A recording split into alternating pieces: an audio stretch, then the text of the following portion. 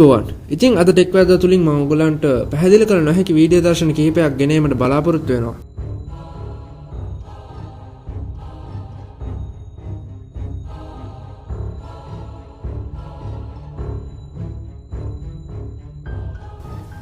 පළවෙනි වීඩියෝ එක එන්නේ අපිට පාළු නිවසකින් මේ පාළු නිවස ගවේෂණය කරන්න යනවා තරුණීන් පිරිසක්.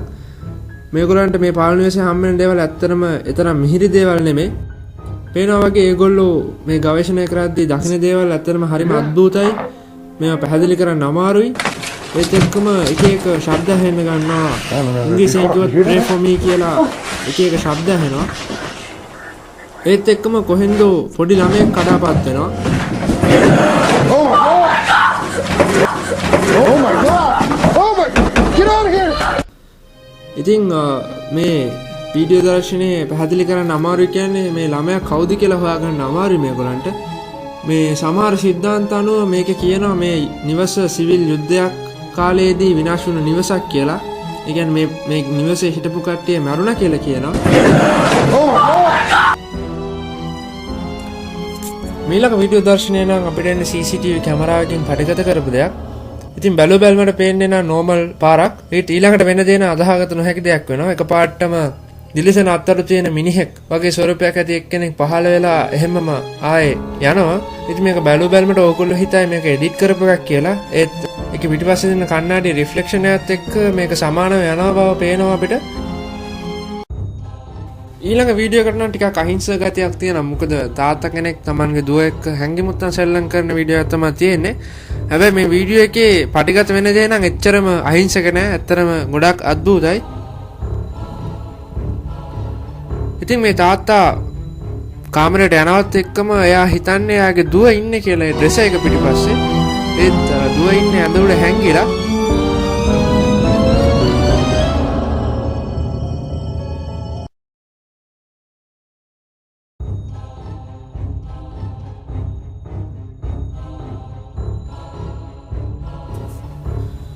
ඉතින් ඊළඟ වීඩියෝ එක එලිසා ලෑම්ගේ අතුරුදහන් වීම. එලිසා ලෑම් කියන්නේ මේ ඇමරිකාවේ පිහිටි සෙසිල් හෝටලේ නවත්තන් ගැනීමට යන සාමාන්‍ය කාන්තාවක්. හැබැයි ඇය එකපාරටම අතුරුදහන් වෙනවා. ඉතින් අතුරුදහන් වුණාට පස්සේ ඇයව හොයාගන්න ගොඩාක් අමාරු වෙනවා. හැබැයි මේ හෝටලේ ඉන්න කට්ටිය මේ හෝටලේ නැවතිලා ඉන්න අමුත්තන්ගෙන් පැමිණිල්ලක් එනවා වතුර වල අමුතු දුර්ගන්ධයක් සහ වතුර වල අමුතු පාටක් තියෙනවා කියලා. ඒ වගේම තමයි වතුර එන එකේ පීඩනයත් ගොඩක් අඩුයි කියලා කියනවා. ඉතින් මේ හෝටලේ බලධාරීන් මේක බලන්න උඩ ටැංකියට යනවා. ටැංකියේ මේගොල්ලෝ හොයාගන්නවා එලිසා ලෑම්ගේ මිනිහ. ඉතින් මේ පශ්චාත් මරණ පරීක්ෂණයෙන් පවසන්නේ මේ එලිසා ලෑම්ට කිසිම හානියක් නැතුව තමයි වතුරේ ගිල්ලා මැරලා තියෙන්නේ. ඉතින් පවසන පරිදි මේ ටැංකියට නගින්න නම් උස ඉනිමගක් තියෙන්න ඕනේ. ඒ වගේම තමයි මේ ටැංකියට යතුරක් තියෙනවා. මේ යතුරක් පාවිච්චි කරන්න නැතුව මේ ටැංකිය අරලා ඒක ඇතුළට නගින්න විදියකුත් නැහැ. ඒ වගේම තමයි එලිසා ලෑම් ඇඳුම් නැතුව තමයි ඇය හොයාගෙන තියෙන්නේ. ඉතින් අපිට ලැබිලා තියෙන වීඩියෝ දර්ශන වල මේ තියෙන්නේ එලිසා ලෑම් අවසාන වශයෙන් අතුරුදන් වෙන පෙර ලබාගත් වීඩියෝ දර්ශන.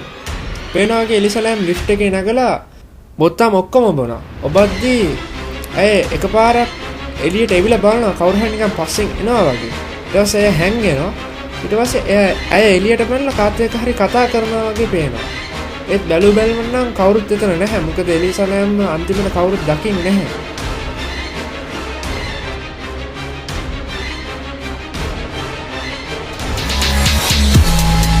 ඉතින් යාළුවනේ අද ඔයගොල්ලෝ අපෙන් දැන් ඉගෙන ගත්තා කියලා හිතනවා. වීඩියෝ එක බලපු හැමෝටම ගොඩක් ස්තුතියි. අපේ channel එකට like කරලා comment කරලා subscribe කරන්න. ජය වේවා.